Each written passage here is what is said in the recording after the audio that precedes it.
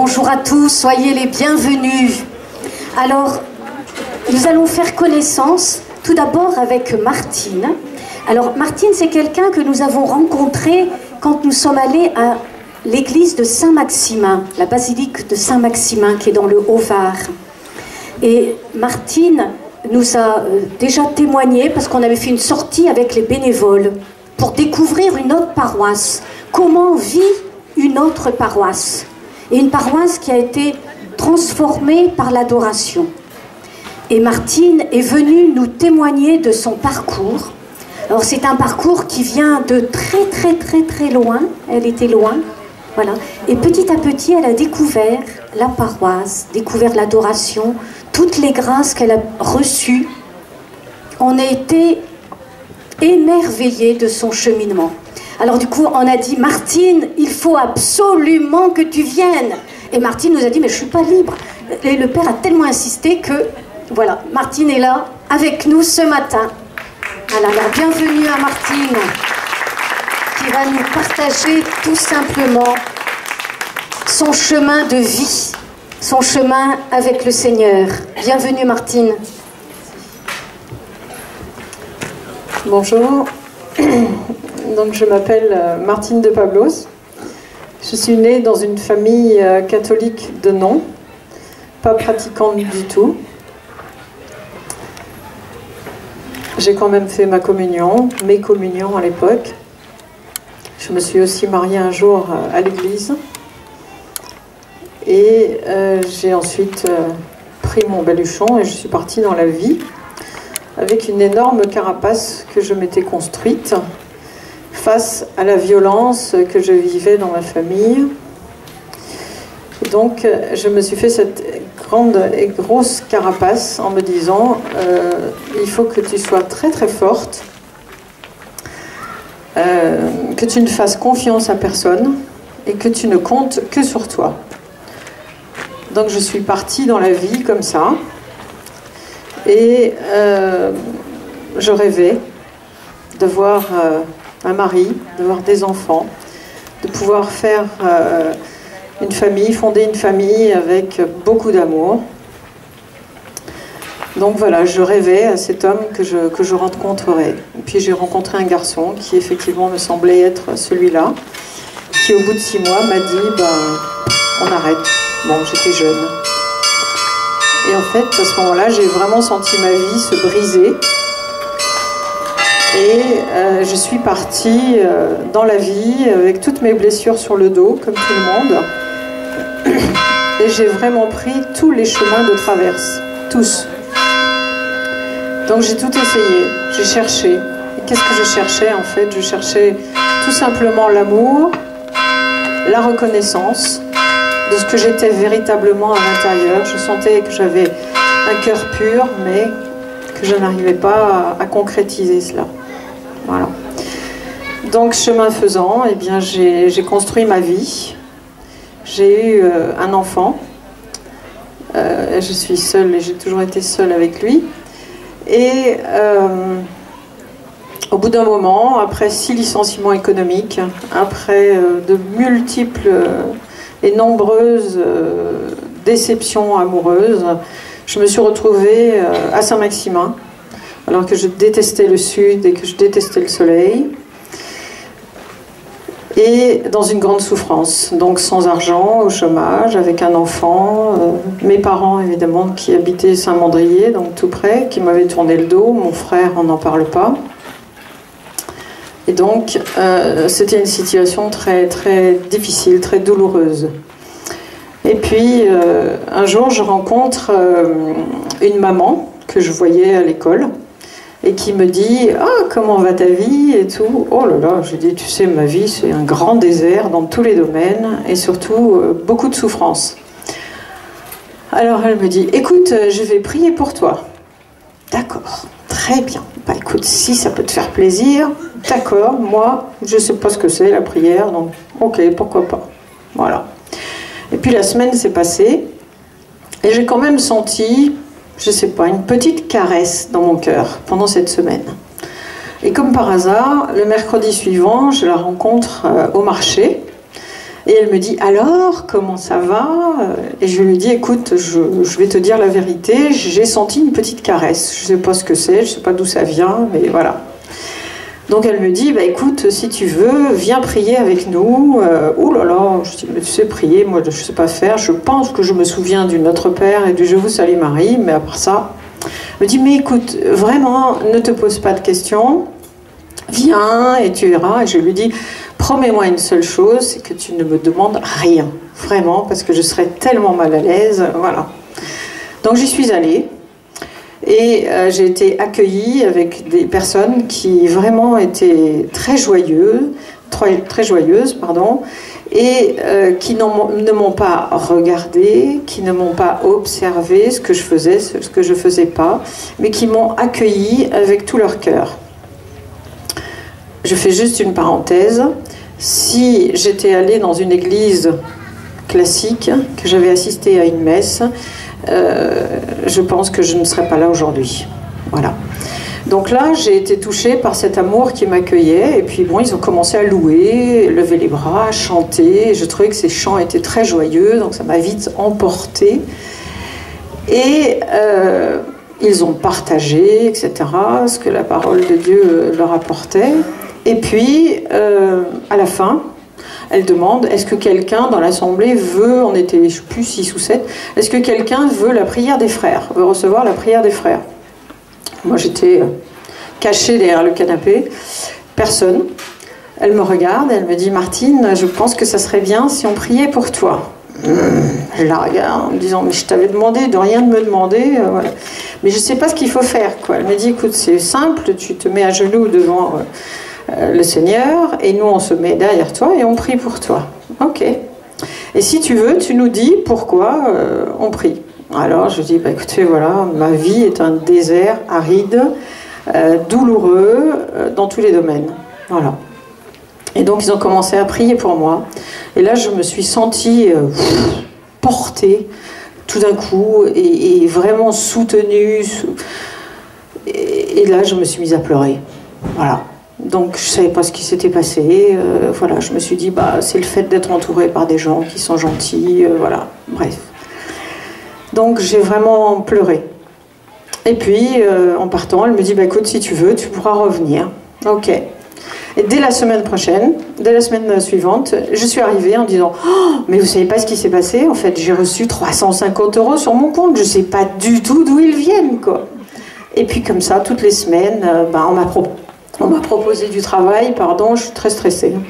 On m'a proposé du travail, et la semaine d'après, j'arrivais, et voilà, et il y a ci qui s'est passé, et ça, et incroyable, enfin bref, voilà. Et puis, j'allais comme ça, puis alors elle commence à me dire, tu sais, ça serait bien que tu viennes à la messe avec nous, et tout. Oh là là, c'est la messe. Bon, alors je suis allée, et puis elle me dit, puis ça serait bien que tu viennes une fois avec moi à l'adoration, et tout. L'adoration, mais qu'est-ce que c'est l'adoration, quoi? Donc du coup, je suis allée avec elle une fois, voilà, bon. Je suis restée sage. Et puis, chemin faisant, donc, la première réunion, c'était début janvier. Arrivée vers le mois de juin, elle me dit, ben, je pense maintenant que tu es prête pour venir avec nous sur ce lieu de pèlerinage. Et je dis, mais n'y pense même pas, quoi. J'ai pas d'argent, je peux pas, quoi. Elle me dit, non, non, on t'héberge, voilà, tu paieras juste ton inscription, et voilà. Donc j'ai dit, ok, ça va. Je me disais, bah, je vis quand même des choses sympathiques depuis que je suis allée à la prière. Voilà. Et donc, ils m'ont emmenée.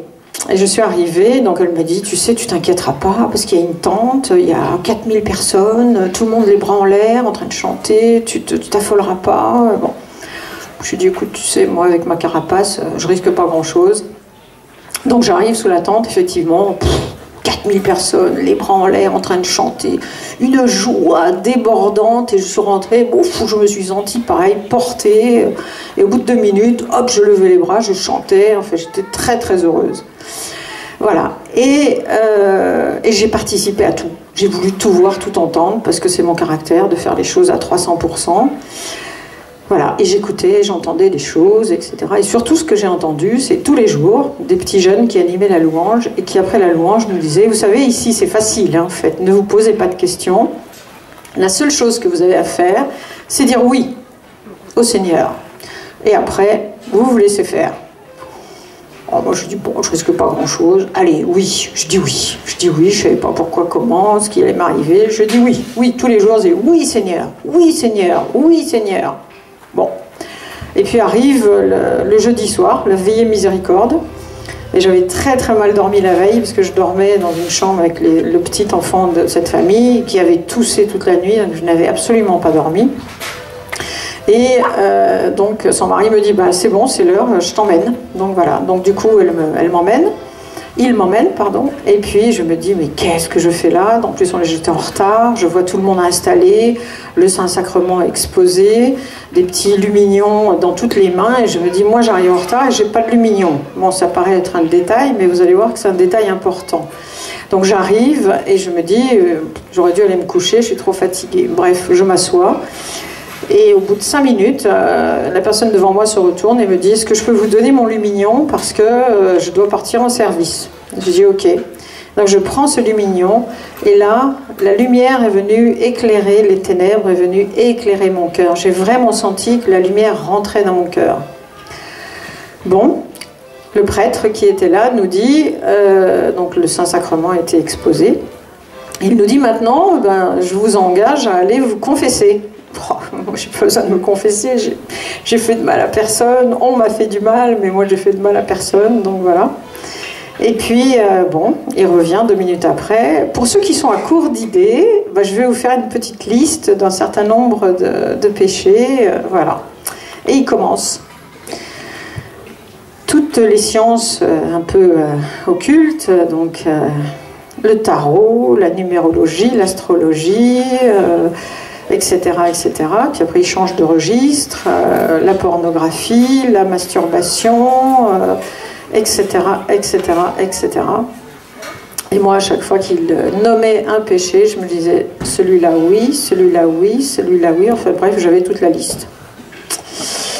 Donc je me dis, c'est vrai, il faut que j'y aille. Bon, alors, je me dis, ok, allez, j'y vais, et je choisis un prêtre, un joli prêtre, et je me dis ça sera quand même plus facile, plus agréable, voilà. Donc je me mets dans la file, et puis j'arrive, il y avait juste une dame devant moi, elle part voir le prêtre, et puis moi j'attendais mon tour, et à ce moment-là, un petit jeune arrive avec un brassard service et me dit « Madame, je suis désolée, vous allez être obligée de changer de prêtre parce que il doit partir en procession. » Et là j'ai entendu un rideau de fer tomber devant moi, avec un bruit effroyable, et le Seigneur venait de me guérir de mon addiction aux hommes et au sexe en un quart de seconde.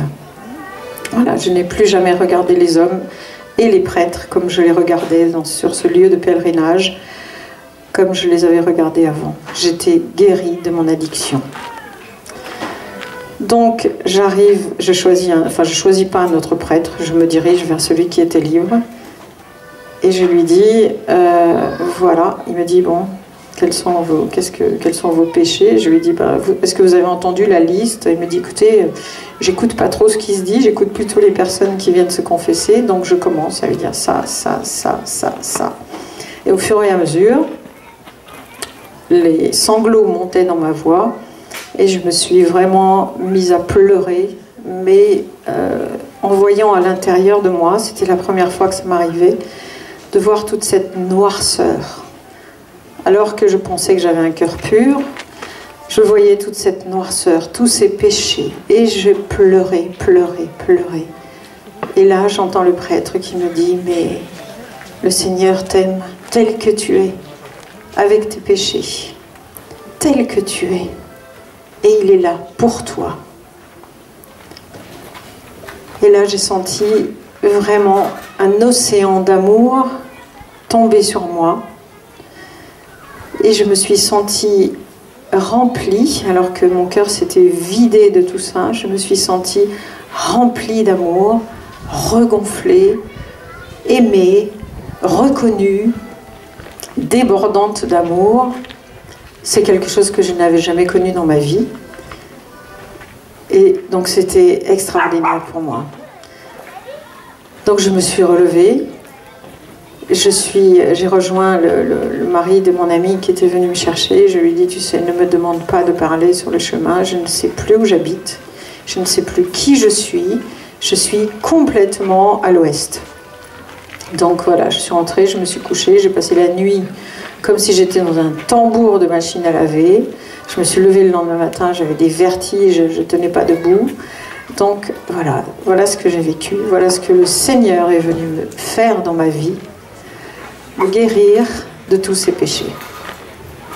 Je suis arrivée, je suis revenue à Saint-Maximin et je vais croiser le prêtre, notre curé, et qui me dit « Ah Martine, j'ai pensé à toi pour prendre la coordination de l'adoration. » Je me dis « Mais je dis, attends, mais moi, tu sais, je sais rien, quoi, je ne sais absolument... » « Non, non, mais tu verras. » Et il partait. « Mais tu verras, c'est juste un peu d'administratif.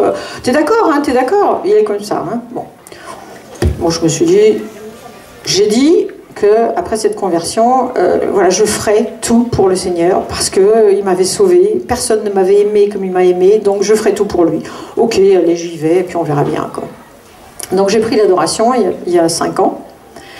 Et voilà, on était à peu près une 60aine. Et j'ai commencé à aller à l'adoration. Alors au début, c'était un peu hard, voilà. Je me suis inscrite sur un créneau de nuit et je trouvais que ça me convenait bien. Et donc, j'ai commencé à dire au Seigneur, bah, tu sais Seigneur, moi, j'ai des difficultés avec cette personne, je me sens pas bien dans ce domaine, j'ai pas de travail, etc., etc. Et en fait, le Seigneur n'a cessé de me combler de ses grâces. Il m'a permis de trouver ma place dans la vie, sur son cœur, c'est lui qui me l'a montré. Il m'a permis de faire une reconversion professionnelle, alors que bon, j'avais des dons dans les langues étrangères que je n'avais jamais exploités. Et le Seigneur, qui n'est pas Pôle emploi, qui ne se base pas sur un CV, mais qui se base sur les talents qu'il a mis dans nos cœurs, et surtout l'amour qu'il a mis dans nos cœurs, et ces talents qu'il a fait fleurir. Donc j'ai pu faire une reconversion, j'ai pu passer une licence d'anglais et donner des cours d'anglais à domicile, chose dont j'ai rêvé toute ma vie, d'être prof d'anglais. Voilà. Et puis, chemin faisant, eh bien, le Seigneur me parlait et donc il me disait, voilà, ça serait bien qu'on fasse ci dans l'adoration, etc. Donc on a mis en place, par exemple, un tableau d'intention de prière et chacun met une intention. Voilà. Et donc la chaîne d'adoration, donc on commence le lundi à 19h, non-stop jusqu'au vendredi maintenant 23h. Tous les adorateurs qui se succèdent devant Jésus prient pour ses intentions. Et on a vu des choses extraordinaires se passer, des guérisons physiques, des guérisons mentales, des personnes qui ont retrouvé du travail, etc. etc. C'est, en fait, cette prière de cette famille de Jésus devant l'adoration est extrêmement forte et les demandes qu'on peut y formuler sont exaucées dans la mesure de la volonté du Seigneur. Mais en tout cas, c'est quelque chose d'extrêmement fort. Alors, évidemment, comme j'ai dit au Seigneur que je ferai tout pour lui, ben aujourd'hui, j'amène beaucoup de dames devant le Saint-Sacrement. Et les gens me disent toujours, mais qu'est-ce que je dois faire devant le Saint-Sacrement? Et je dis, mais voilà, laissez-vous aimer. Posez votre tête sur son cœur et laissez-vous aimer. Laissez-vous guider, laissez-vous consumer par le Seigneur. Ne cherchez pas, il faut que je prie, il faut que je fasse un chapelet, il faut ci, il faut ça. Non, laissez-vous aimer. Regardez-le comme il est joyeux quand il nous voit arriver, venir passer 1 heure avec lui, à l'écouter, à le regarder, à l'aimer, à se laisser aimer. C'est pas facile au début, je vous le dis. Moi qui ai toujours été renfermée et ne faisant confiance à personne, voilà, j'ai décidé de donner les guides de ma vie, les rênes de ma vie au Seigneur, et ma vie est transformée aujourd'hui. Je n'ai plus de problème d'argent, j'ai du travail autant que je veux, mon cœur, et le Seigneur est venu petit à petit visiter chacune de mes blessures en les faisant remonter, et toujours avec beaucoup de délicatesse, beaucoup d'amour, beaucoup de douceur, toutes ces choses que je n'avais jamais connues dans ma vie, et avec toutes ces armes-là, venir guérir chacune de nos blessures. Donc voilà, je suis vraiment une autre. dans l'amour du Seigneur, et c'est ce que j'essaie de transmettre. Merci.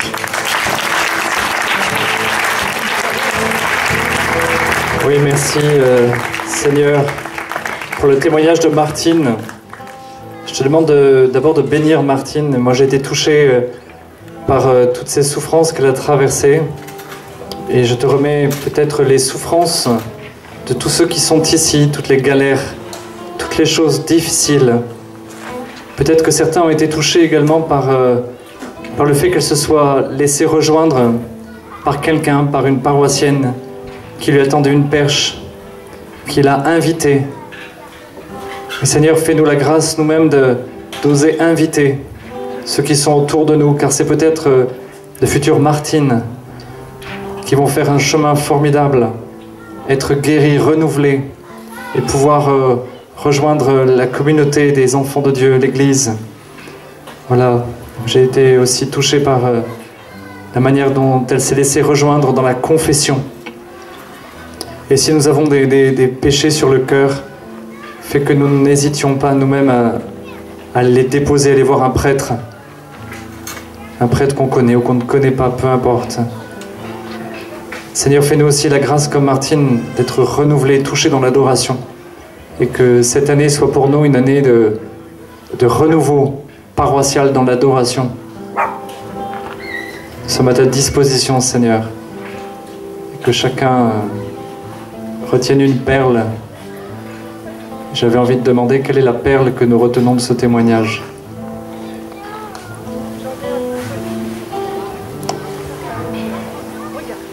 Amen. Te confions la paroisse de Saint-Maximin, ses pasteurs, tous les paroissiens qui font leur rentrée aujourd'hui aussi.